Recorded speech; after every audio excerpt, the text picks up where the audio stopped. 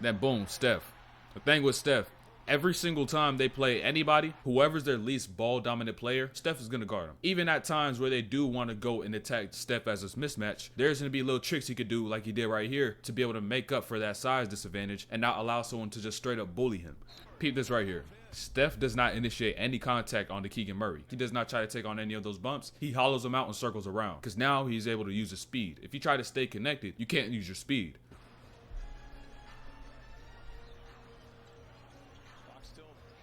Boom. Screening though. Screening is not just about the person standing there setting that screen. It's also about you as a player being patient for that screen. So peep DiVincenzo on this first one. Steph does not leave until DiVincenzo legit gets set. Since he gets set, DiVincenzo gets in the right spot. Steph is able to run Mitchell right off that screen and be able to get to where he wants to, which is into another screen that Mitchell has to get through. And now Steph gets his jumper. Clean. I'm telling you, you got to be patient. You won't do anybody any justice because if you go before they do get set, offensive foul. The turnover goes on your teammate as well. That's great defense by Wiggins. And he gets the block. But peep Steph though.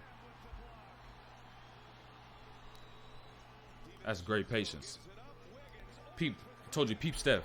That's great patience right there by Steph. Because boom, you'll see him get this block right here. And now a lot of players will grab this and just go sprint to the other side. But if Steph sprints, he'll get ahead of Len, he'll get ahead of Lyles, and he may even get ahead of Monk to a point where if he does try to get in that paint and make a play, he won't have any bailouts. He will not be able to kick that ball out because he doesn't know where they're recovering and he doesn't even know where the rest of his teammates are. He won't even know where DiVincenzo may be, Lamb may be, or Wiggins may be. So at times, you're going to have to be able to see this opportunity to transition and tell yourself, slow down, because you can't see the whole floor.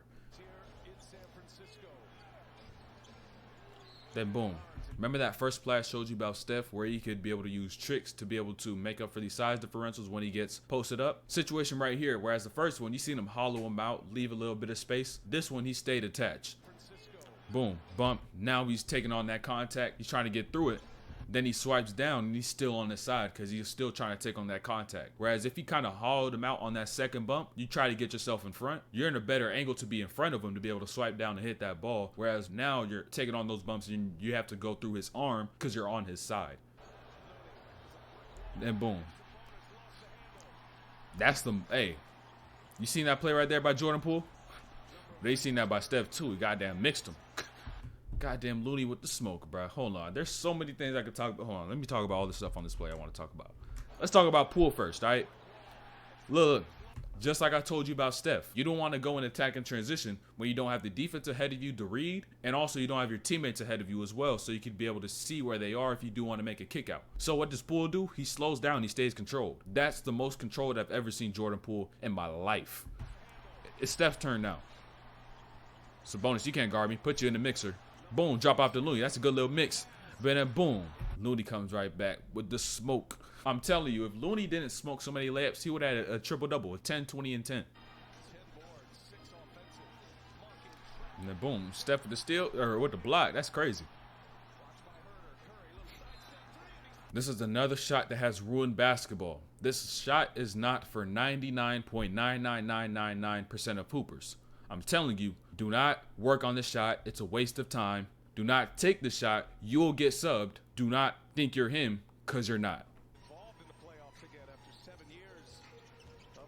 Hey, I ain't gonna lie. It was a little rough night for Clay. It was a little rough night for Clay.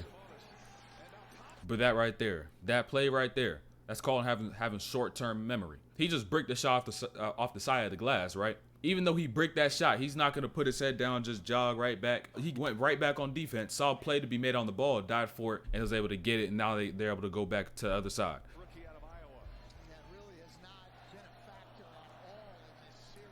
And mind you, Davion Mitchell, that's a fantastic defense possession right there by Davion Mitchell. On the fact that he was able to stay lateral, slide with Steph, and not even open up. Boom, peep, over the screen. Still lateral. Boom. Taking on these bumps, still lateral. Tries to fake him out. Now he gets the other way. Still lateral. Legal guarding positions, but that's some fantastic defense. Boom, step back. Steph was hoisting everything.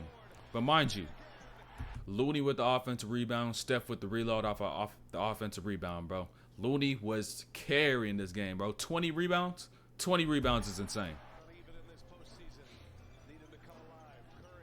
That little change of direction, that little change of pace right there, right? You peep that, right? So when you do get a mismatch against a bigger player, your advantage is not your linear speed. Your advantage is your ability to change pace and change direction. That's going to be your advantage, not how fast you could go in one direction, because the easiest thing to guard is a player going one speed in one direction. Easiest thing, even if it's a bigger player. What's hardest for them to do, though, is to be able to change speed and change direction, because now you have to have great body control and great instinct to be able to stay in front of that. Because now, for a big to be able to say, oh, push off my left, push off my right, slow down, speed up, that's the hardest thing for them to do.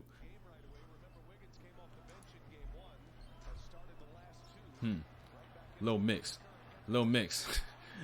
Keegan Murray is low-key getting cooked. Notice the angles on that tween specifically.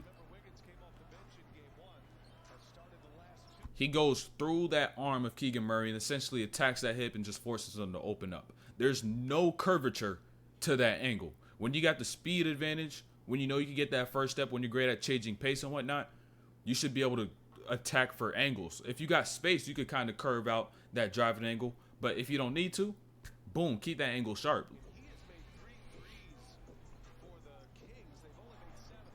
Hey, that's one hell of a sequence right there. Forget the miss. Just peep the split and the ability to make quick decisions. But right here, peep the split-second decisions, right? Seats Fox chasing hard. So he catches this, boom, right here. As he's sitting in the air right here. Splits right here and forces Fox to continue to go right, and he stops and goes straight down the middle and splits the whole defense. Then he gets down the middle, slow step on that right foot.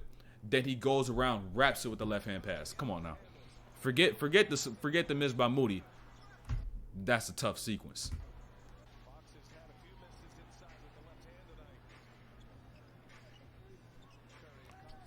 Jesus.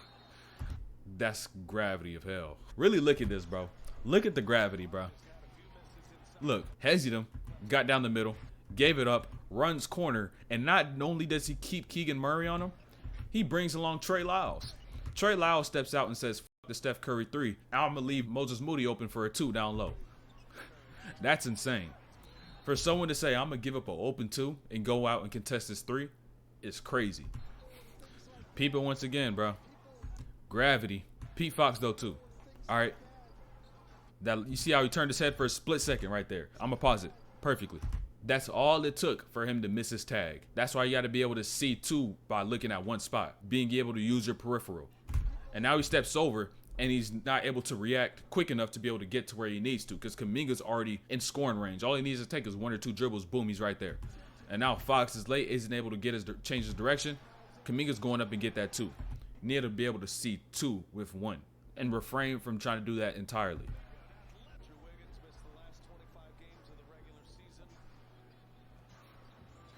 And then boom, the same thing I was saying before, where Steph passes the ball, and then after he passes, he's sprinting into it and almost essentially face cutting somebody. But think about the habits you have as a defender. That shit is so hard to stop, because naturally, when the player you're guarding passes that ball, they're going to give it up, and then you're also going to relax for a split second at least. That's what we've been doing our whole lives. Our whole lives. It's become a habit for us to somebody to pass and then not to really stay engaged, and just as soon as they pass, you're still staying in the front. So boom, now you're assigning a player who's built the habit of when they're on the ball, somebody passes it up and they relax for a second, they stay in the same spot. So now you're attacking that habit of Steph where he's passing the ball, and you're telling him to break that habit. But when you want to break habits in life, it takes like what, 90 days, 3 months? That's what people say. That's how long it takes to break a habit. So you're telling me to break a habit in the course of 1 game? That shit probably not gonna happen. You're gonna be able to break it a few times, but there's still gonna be another few times where you can't break that habit. That shit's tough, bro.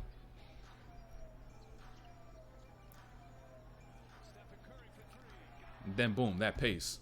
Just like when you're playing off the dribble, just like when you're trying to set up a screen, you could also do it when you shoot, where you change your pace and you relax your defender. So boom, step in slow. Slow base, relax, then he gets up quick into a shot. Now, if you're going to try to shoot the shot in the game, you got to actually put the reps up for it. Because the tricky thing about it is that now as a shooter, you're going from relaxed to quick up into your shot. And if you don't work on that, being able to control that, you're not going to be able to make that shot. So you got to actually work on it instead of just doing it. Because if you just try to do it without working on it, you're going to shoot it way too quick, way too out of control, and it's going to end up being a brick.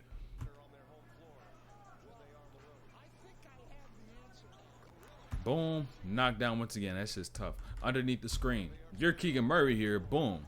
You see the screen coming. You know Steph's going to pull this from deep. You got to switch up. You got to switch up. So you got to actually get to the other side and then get up into him. Instead of switching and still being in that same spot, drop back. Because Steph got the range. He's going to knock it down.